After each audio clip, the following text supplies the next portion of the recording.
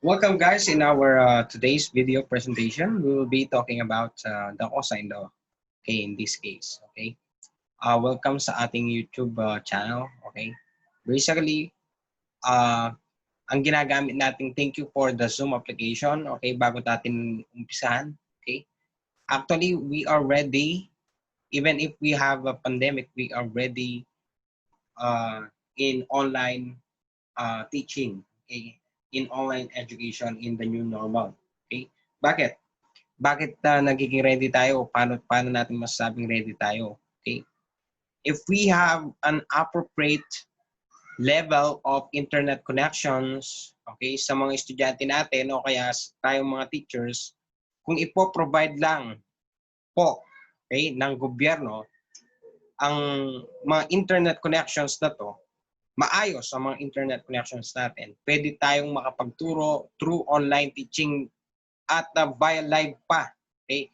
Using the Zoom application. Basically, I have two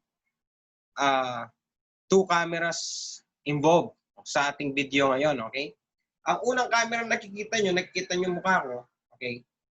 Ginagamit ko ay ang laptop. Okay? Ang camera ng laptop. Okay? Later on, in discussing the lesson, something like this, okay, I'll show you, okay, something like that.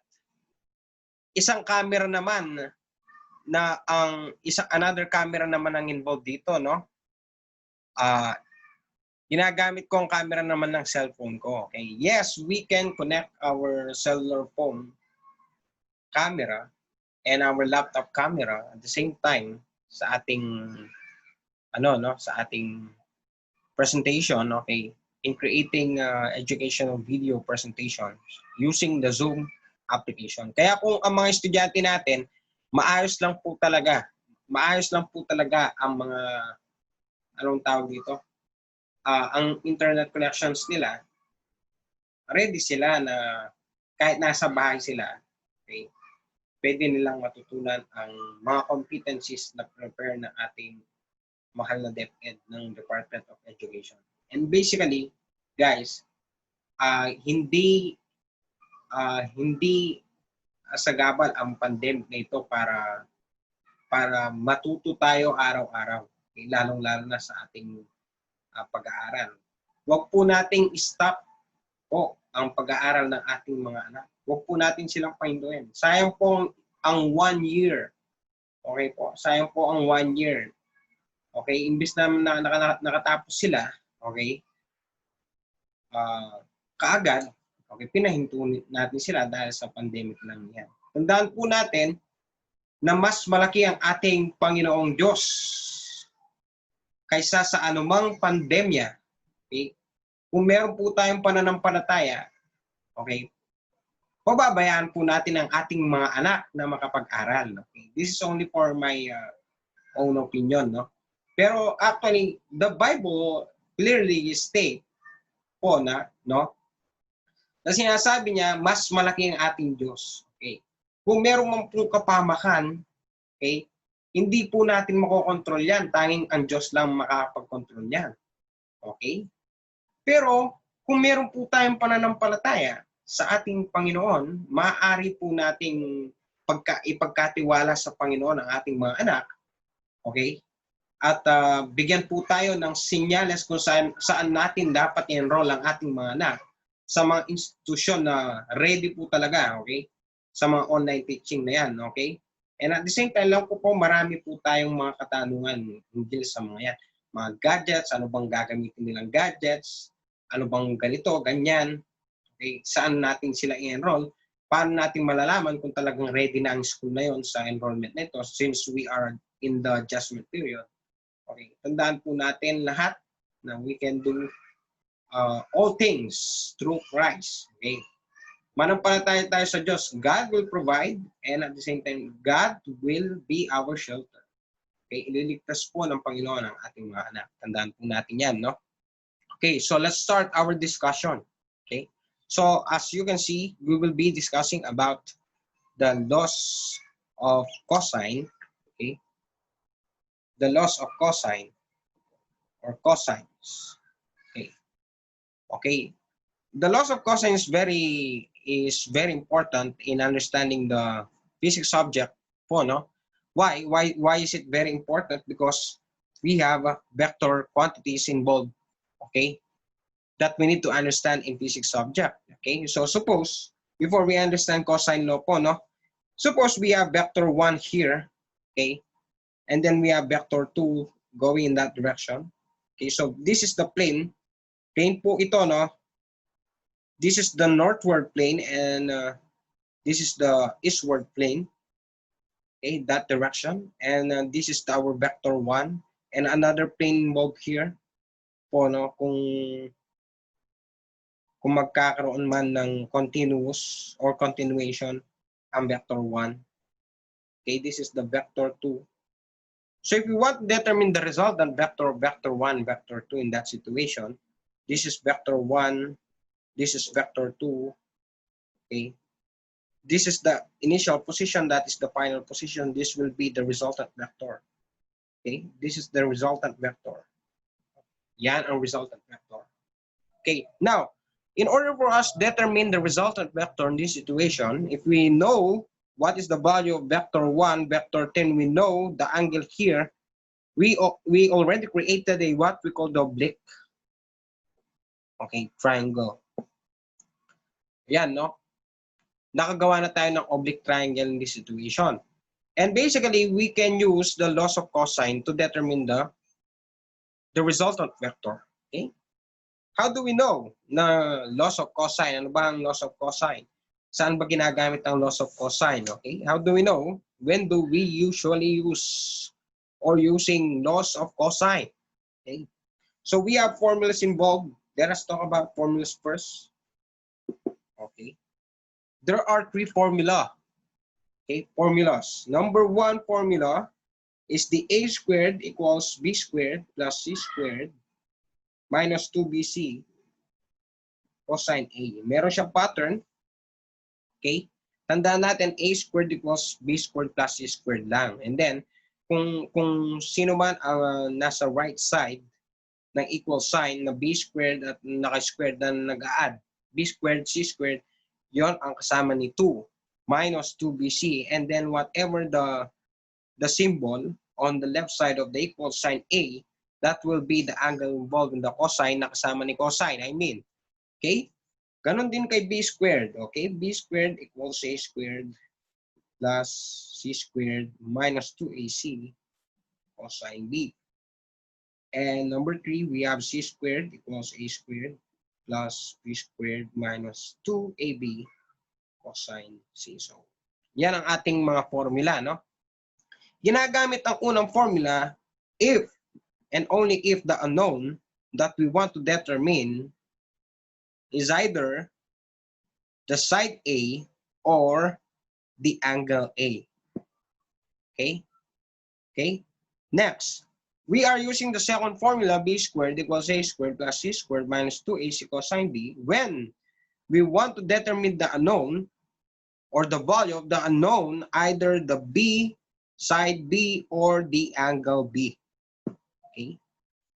And another one, hindi pwedeng kasing kinukuha mo, for example, angle B, gusto mong makuha ang value ni angle B, gagamitin mo ang number 1 na formula. No, hindi pwede yun, no? So we have to consider the unknowns that we want to determine. Okay? So, if you want to determine the value of the unknown, side C or angle C, then use the number 3 formula. Okay? So yan lang ang kailangan natin. Okay? Ngayon, saan natin ginagamit ang laws of cosine? Okay? Katulad ng laws of sine, okay? Laws of sines, okay?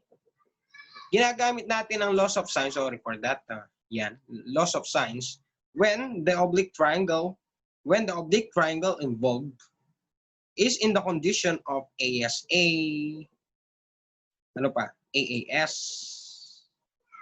tama, no? And SSA condition. Okay, now, sa laws of cosine, gagamitin natin ang SAS when the condition of the oblique triangles either SAS or SSS condition. gagamitin natin ang laws of cosine. Okay? Okay, I'll be giving a specific example.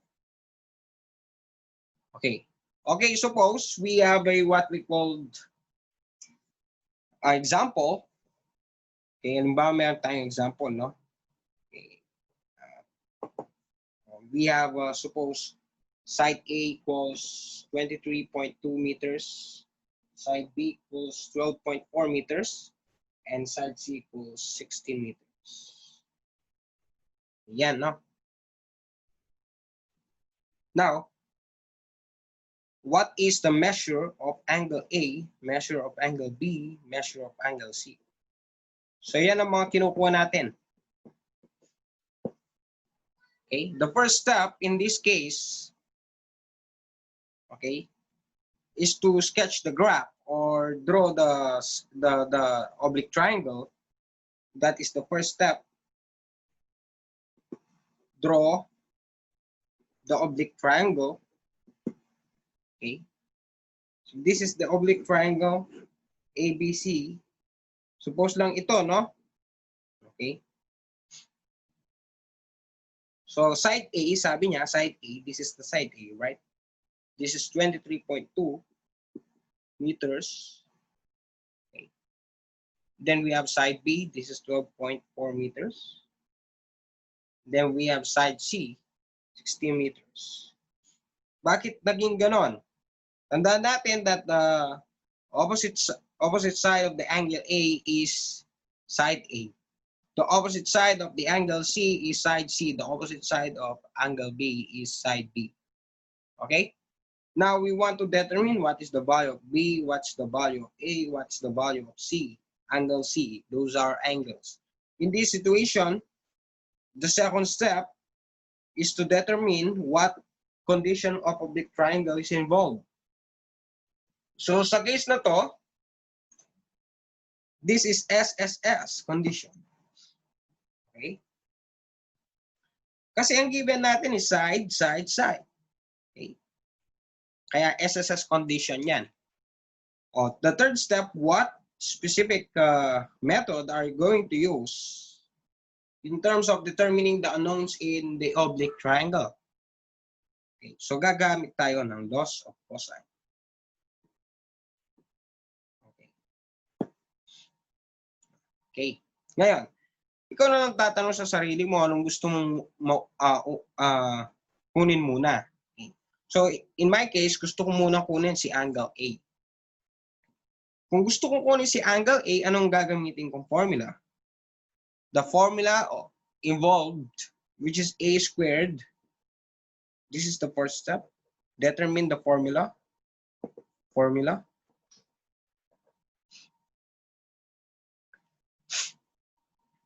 I will be using A squared equals B squared plus C squared minus 2BC cosine A. Okay? Okay? Kasi bakit itong ginamit natin? Kasi kinukuha natin sa angle A.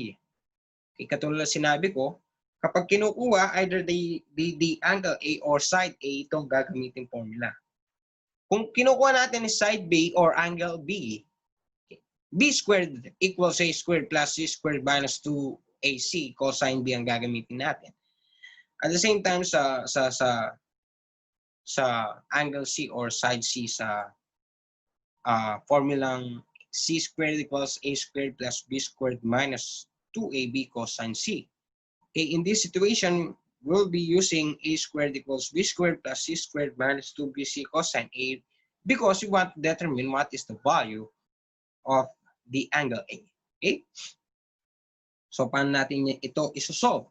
So, just substitute the given. We have A, we have B, we have C sides. Okay?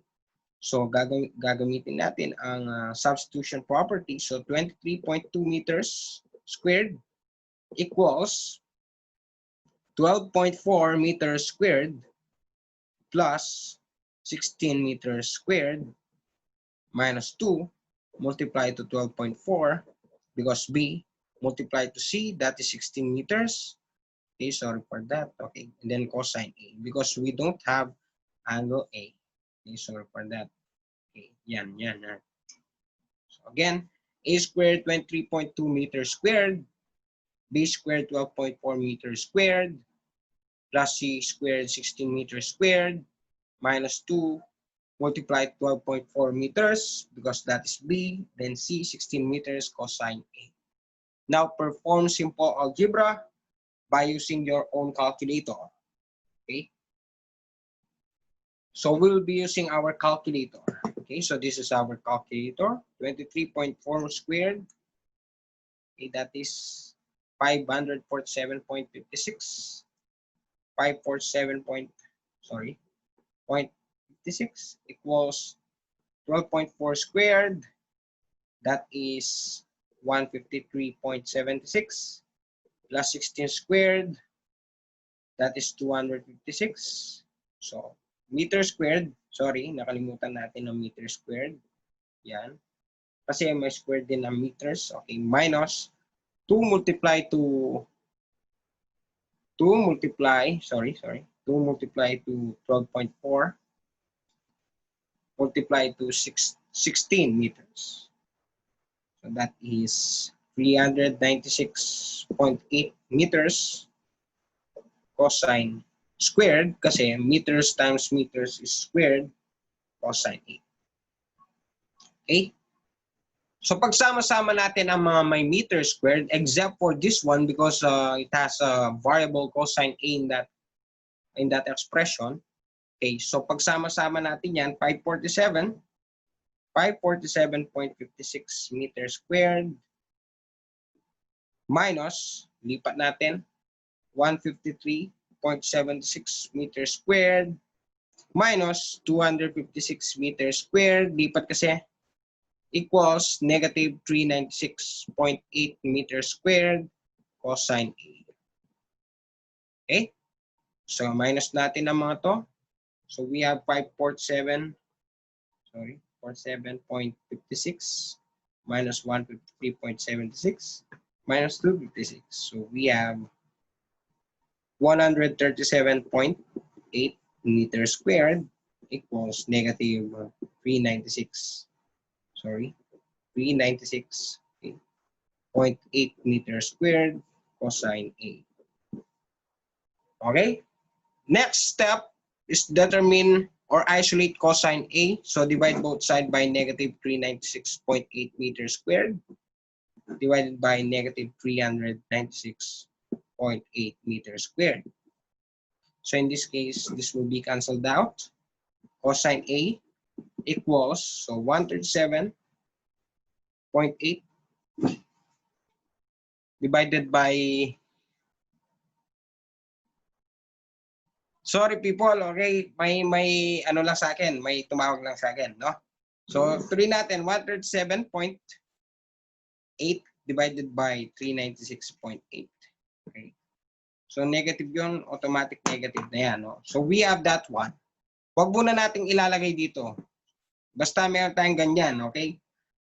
So, sulat lang natin muna itong expression na to. So, we have 137.8 meters squared over negative 396.8 meters squared. Okay? So, in this case, makakancel lang ang meter squared. Now, lipat natin si cosine. Okay? Kung kinukuha natin si angle A, so we will be using the inverse cosine. Okay?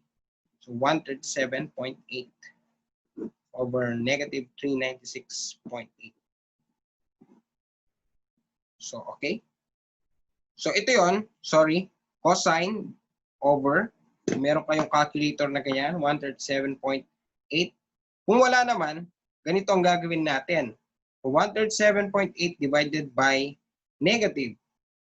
Siguro naman, since scientific calculator ang ginagamit natin, yan, no? Meron negative. Okay.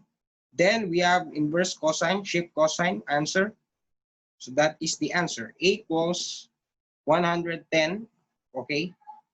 Gawin nating degree, minute, second. 110 degree, 19 minute, and 15.35 seconds. This is the angle A. Okay. That is the angle A.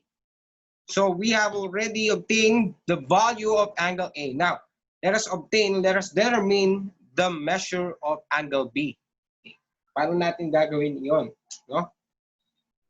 Okay. Sulat lang natin ulit that the A is 110. Okay, 110 degree, 19 minute, 15.35 seconds. Yan ang ating na-obtain kanina, no? Nakuha kanina. Then we have side A equals 23.2 meters. Side B equals 12.4 meters. And side C equals 16 meters. Kunin natin ang angle B. Oh, nawawala na lang is measure of angle B and measure of angle C. By construction, if we have this, pinantang ko lang ang ABC.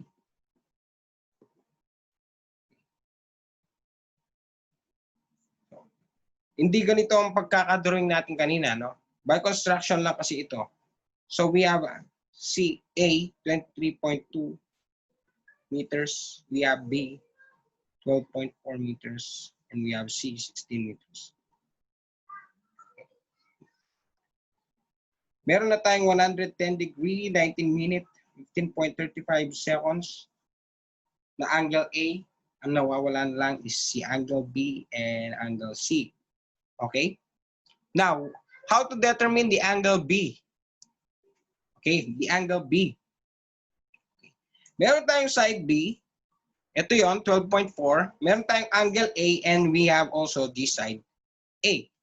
So, pwede natin magamit ang sine law na lang. Wag na ang cosine law. Since we have already obtained the angle A and side A, so meron na siyang ratio. We can use the ratio of side A over A equals, since we have a side B, so sine B over B. Okay. Use sine law.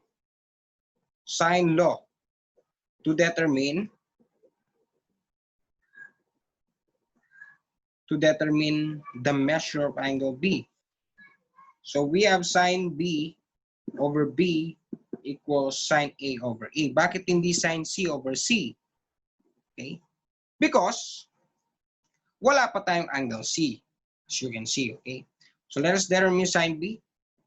Sine B over, what is B?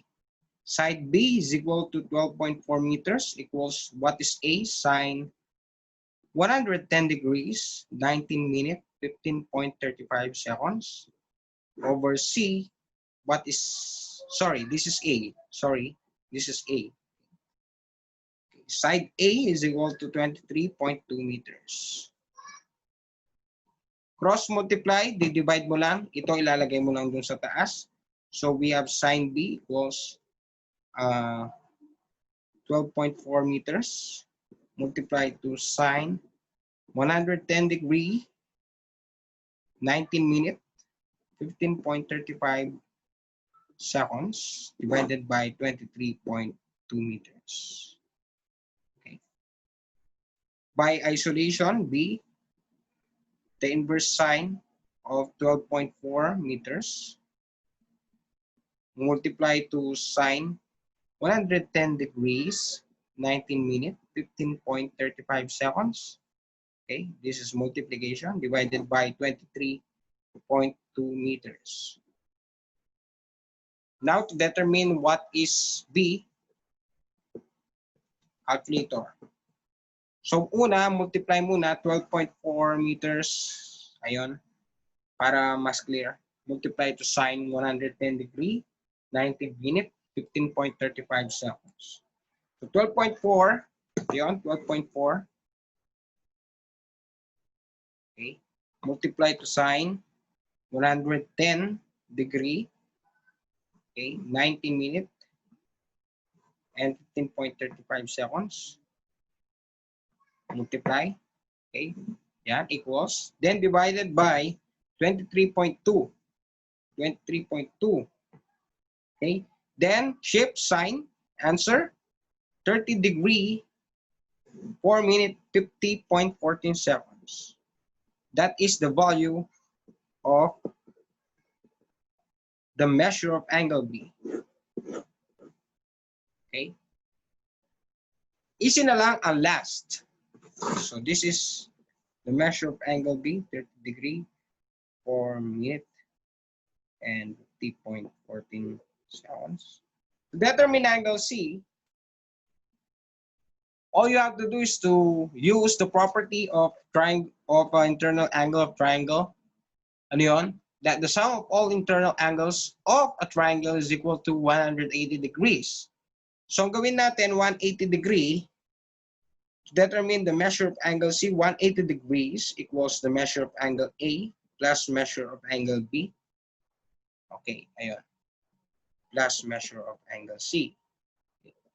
Yan ang property natin na involved. So, 180 degrees equals the measure of angle A, 110 degree, 19 minutes, 15.35 seconds, plus 30 degree, 4 minutes, and 50.14 seconds, plus the measure of angle C. So, yun, mga yon lilipat lang. So, 180 degree para makuha natin ang measure of angle C. That is 180 degrees minus 110 degrees, 19 minutes, 15.35 seconds, minus 30 degree, 4 minutes, 50.14 seconds. So the measure of angle C is equal to what? So 180 minus 110 degree, 19 minutes, 15.35 seconds, minus 30 degree, 4 minute, 4 minute, yan, no? And 50.14 seconds.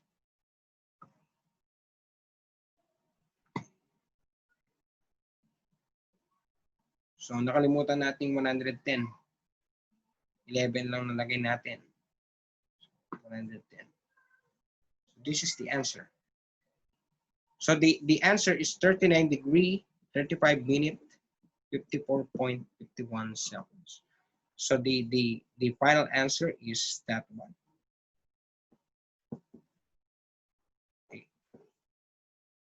Okay, by conclusion, we have obtained the value of the missing value of the unknowns. The measure of angle A is equivalent to 110 degree, 19 minutes, 15.35 seconds. The measure of angle B equals 30 degree, 4 minutes, 50.14 seconds. And the measure of angle C equals 39 degree, 35 minutes, 54.51 seconds. So yan ang ating final answer. Okay? Hopefully, you understand our topic. That is how to use the cosine law. Okay? Easy lang ang cosine law. You can do so. You can do specific problems involved. Okay? Using cosine law. Okay? That competency is very important in determining the resultant vector. In our next video presentation, hopefully, makapanood kayo, okay, ng ating next video presentation. Hopefully, this video presentation will help you to understand the physics subjects. Okay? So, yun ang mathematical concept ng cosine law. Okay? Then, we will be using the sine law, cosine law, and the Pythagorean theorem. Okay? To determine the resultant vectors of specific vectors on the plane. Okay? So, thank you guys for watching. Don't forget to like our video presentation, to share our video presentation, comment, and then subscribe in our video presentation. Hopefully, you understand our topic for today. Okay. Tandaan natin na palagi tayong mahal ng Diyos. Good day. God bless you.